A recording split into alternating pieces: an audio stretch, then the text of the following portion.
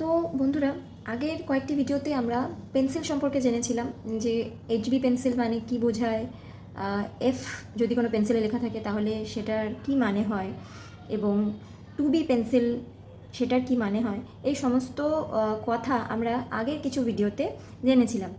তো আজকে আমরা তাহলে একটু এর প্র্যাকটিক্যাল ইউজ আমরা কোথায় কি করতে পারবো সেটা সম্পর্কে কিছু জেনে নিই। চলুন। ডার্ক টোন ক্রিয়েট করতে গেলে 8B থেকে শুরু করে 10B পর্যন্ত পেন্সিলস আমরা ইউজ করতে পারি।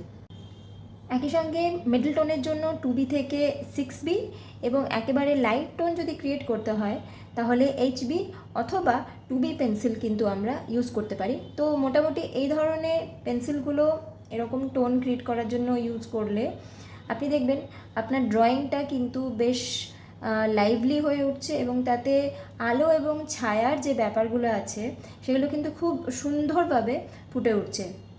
তো এই ইনফোগুলো যদি আপনাদের ভালো লেগে থাকে তাহলে অবশ্যই ভিডিওটি লাইক করবেন এবং সেভ করবেন ভবিষ্যতের জন্য। দেখা হচ্ছে পরের ভিডিওতে।